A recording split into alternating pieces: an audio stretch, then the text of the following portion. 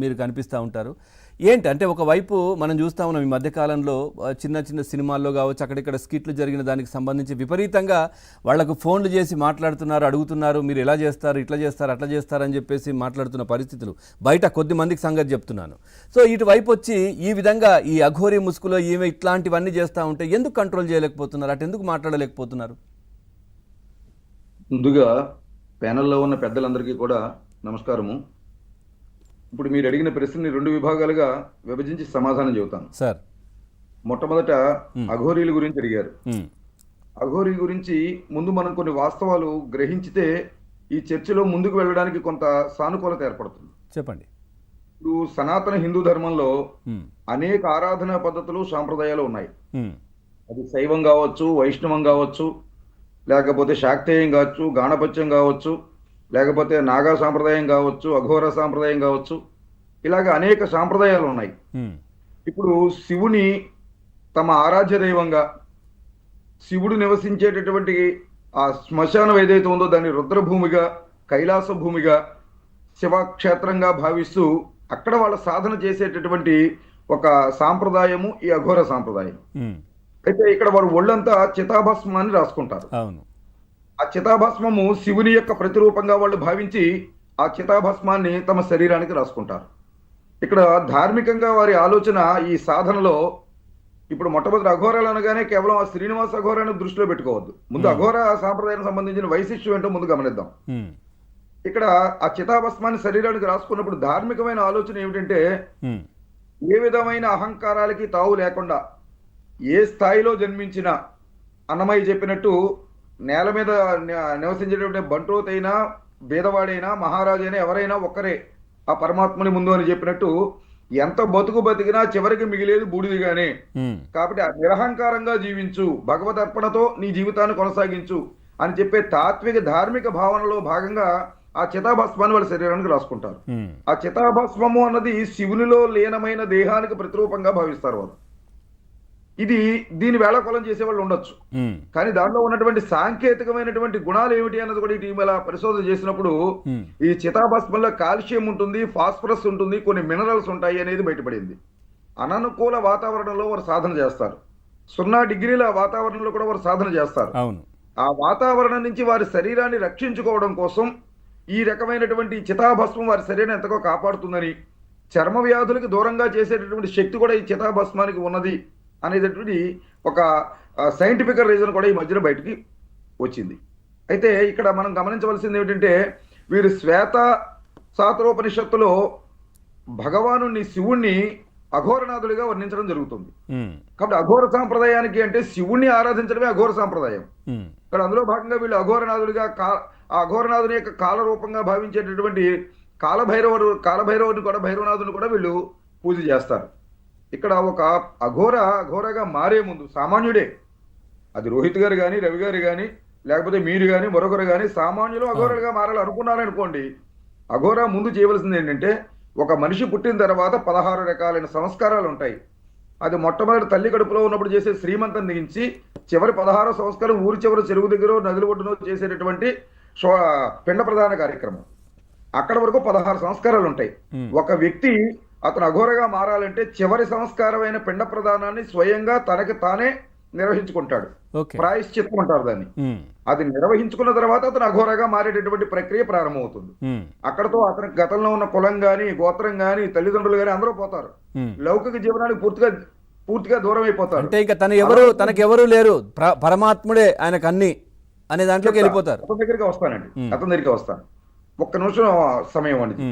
కాబట్టి ఇక్కడ అతను పిండ ప్రదానం చేసిన తర్వాత తన యొక్క వర్ణము రుద్రవర్ణం అయిపోతుంది, తన యొక్క కులము కాళీ కులం అయిపోతుంది, తన తల్లి అదితి అయిపోతుంది, తండ్రి శూన్యం అవుతాడు. శూన్యం అంటే చరాచర సృష్టికి ఆధారభూతమైనటువంటి పరమేశ్వరుడే తండ్రిగా మారిపోతాడు. అక్కడికి అతను అఘోరగా సాధన ప్రారంభమవుతుంది. ఇంకా అఘోర కూడా అవరండి, అక్కడికి అఘోర సాధన ప్రారంభమవుతుంది. ఈ సాధనలో 3 రకాలైన సాధనలు చేస్తారు వాళ్ళు: శవ సాధన, శివ సాధన, శ్మశాన సాధన అని. మనం వినడానికి కొంచెం భయపడచ్చు. అఘోర అంటే ఘోరము కానిది అని అర్థం, అంటే భయమును కలిగించనిది అని అర్థం. కానీ ఈయన ప్రవర్తన చూస్తే అన్ని భయాన్ని కలిగించే చేష్టలే కనిపిస్తున్నాయి. ఇక్కడ ఈ శవ సాధనలో ఏం చేస్తారంటే మరణించినటువంటి శవము శివం వెళ్ళిన తర్వాత శవంగా మిగిలిందని భావిస్తాం మనం. ఆ శివాన్ని శవంలో కలపడం కోసం, తానిలో ఉన్నటువంటి తాంత్రిక శక్తుల్ని తనలోకి ఆవాహన చేసుకోవడం కోసం కొన్ని గంటల పాటు ఆ శవం మీద కూర్చొని సాధన చేస్తారు, తపస్సు చేస్తారు. ఆ తర్వాత వాళ్ళ తపస్సు సిద్ధి కలిగితే అక్కడ ఉన్న శవంతో సహా ఇతను పైకి గాల్లోకి లేస్తాడు. ఈ రకంగా మొదటి సాధన పూర్తవుతుంది. తర్వాత శివ సాధన చేస్తారు. శివ సాధనలో ఏం చేస్తారంటే ఆ శ్మశానంలో ఉన్నటువంటి శవం మీద ఒంటికాల మీద నుంచుని గంటల కొద్దీ ఈ అఘోరనాథ సిద్ధిని పొందడం కోసం తపస్సు చేస్తారు. ఆ తపస్సు చేసిన తర్వాత ఇతనికి సిద్ధి కలుగుతుంది. మూడోది శ్మశాన సాధన. ఇందులో ఏదైతే శవాన్ని దహనం చేస్తారో ఆ పీఠం ఏదైతే ఉంటుందో శవపీఠం, ఆ పీఠం మీద కూర్చుని వీళ్ళు సాధన చేస్తారు. ఆ తర్వాత పాలతో చేసిన పదార్థాలు నివేదన చేస్తారు. ఇవి వాళ్ళ సాధనలో భాగం. ఇవి తాంత్వికమైనటువంటి ఒక క్రియ. ఇది దీన్ని మనం తప్పుపట్టడానికి లేదు. ఇందులో సాధకులు అంటే ఇక్కడ శ్రీనివాస దగ్గరికి వద్దామండి. ఇందులో ఎవరు ఉంటారు, వీళ్ళు ఎవరెవరు ఈ రకంగా సాధన చేస్తారు అంటే దీంట్లో 3 రకాలు. ఒకటి అఘోరా సాధకులు, అంటే ప్రయత్నం చేసేవారు. అప్పుడప్పుడే కాషాయం వేసుకుని గురువు సాంగత్యంలో కూర్చుని కొన్ని మంత్రాలు జపాలు నేర్చుకుని, కొన్ని హోమ ప్రక్రియలు నేర్చుకుని, ఆ రకంగా పారాయణలు నేర్చుకుని చేసే సన్యాసి దీక్షలోకి ప్రవేశించిన తొలినాళ్లలో ప్రవేశించాలనుకునే అంకురార్పణ జరిగే సమయంలో ఉన్న వాళ్ళని సాధకులు అంటారు. అలాగే అఘోరాలుగా గురువు దగ్గరికి చేరి పిండ ప్రదానం చేసుకుని ఇక తనకి గత జన్మ లేదు, పునర్జన్మ కలిగిందని భావించి గురువుని ఆశ్రయించినప్పుడు కలిగేటటువంటి స్థితిని సాధకులు అంటారు. వాళ్ళు అఘోరాలు కాదు, వాళ్ళు కేవలం అఘోర సాధకులు మాత్రమే. ఆ తర్వాత ఇందాక నేను చెప్పినట్టు ఈ సాధనలన్నీ చేసిన తర్వాత వాళ్ళు అఘోర సిద్ధిని పొందిన తర్వాత వాళ్ళని మాత్రమే పూర్ణ సాధకులు అంటారు. అప్పటికి కూడా ఇంకా సాధకులని అంటున్నారు చూడండి. పూర్ణంగా సాధన సాధించిన వాళ్ళు అని అర్థం పూర్ణ సాధకులు అంటే. వీళ్ళు వివాహం చేసుకోరు, లౌకిక బంధాలకు దూరంగా ఉంటారు, సంభోగాలు చేయరు.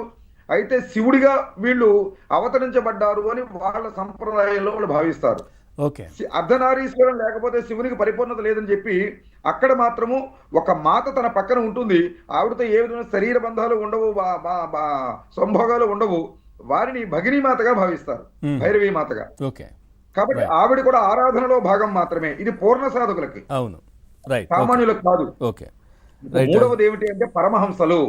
ఇది అఘోర స్థితి. పరమహంసలు అంటే పూర్తిగా భగవంతుని యొక్క దర్శనం అయిపోయి భగవంతుని యొక్క తత్వం పూర్తిగా తనలోకి ప్రవేశించి వాళ్ళు ఒక రకంగా చెప్పాలంటే గురుదేవో భవాని, ఇంక వాళ్లే దైవంగా మారిన వాళ్ళు. ఇక్కడ మీరు గమనించవలసిన విషయం, పరమహంసలు ఎవరు కూడా సామాన్య జీవనంలో ఉండరు, సమాజంలో ఉండరు. వాళ్ళు సుదూర తీరాలకు వెళ్ళిపోతారు. అప్పటి వరకు ఉన్న వాళ్ళ పీఠాన్ని శిష్యులకు అప్పగించేస్తారు. ఇక వాళ్ళ మానవులకు కనిపించరు. ఇక్కడ గమనించాలి ఇక్కడ విషయం. అంటే అఘోరా స్థితి పూర్ణస్థితి వచ్చి పరమహంసలు అయిన తర్వాత వాళ్ళకి సామాన్యులకి దగ్గరగా ఉండరు, దూరంగా వెళ్ళిపోతారు. వాళ్ళ యొక్క తపస్థితి నిరంతరము కూడా సమాజ కళ్యాణం కోసం, ధర్మహితం కోసం వాళ్ళు దాన్ని సమర్పణ చేస్తూ ఉంటారు. ఇది మూడవ సాధన. ఈ సాధన కూడా పూర్తి చేసుకోవాలి. ఇక్కడ వీళ్ళకి 3 పంక్తులు ఉంటాయి, అంటే 3 సాధనలు ఉంటాయి అన్నమాట, సాంప్రదాయాలు. ఒకటి కీనారాం పంక్తి అంటారు, వీళ్ళు కాశీ కేంద్రంగా సాధన చేస్తారు. 2 దక్షిణాథ్ పంక్తి అంటారు, వీళ్ళు ఉజ్జయిని కామాఖ్య కేంద్రంగా సాధన చేస్తారు. ఇంకోటి వామ పంక్తి అంటారు, వీళ్ళు బయటకు రారు ఎక్కడ, ఈ వామ పంక్తిలో ఉన్నవాళ్ళు. వీళ్ళు తారాపీఠం వెస్ట్ బెంగాల్లో ఉంటుంది వీళ్ళ పీఠం, అక్కడి నుంచి వీళ్ళు సాధన చేస్తారు. ఇందాక నేను 3 సాధనలు చెప్పాను చూడండి, శివ సాధన, శవ సాధన, శ్మశాన సాధన అని. వీళ్ళు ఎక్కడ చేస్తారు అంటే కామాఖ్యలో, ఉజ్జయినిలో, త్రయంబకేశ్వరంలో, కాశీలో సాధనా కేంద్రాలు ఏర్పాటు చేసుకుని అక్కడ వీళ్ళు చేస్తారు. ఎంత తంతు ఉంది దీని వెనకాల. ఇదేమీ లేకుండా ఇందాక నేను చెప్పాను చూసారా అఘోర సాధకులు అని, వాళ్ళు సామాన్యమైన పట్టణంలోనే ఉంటారు.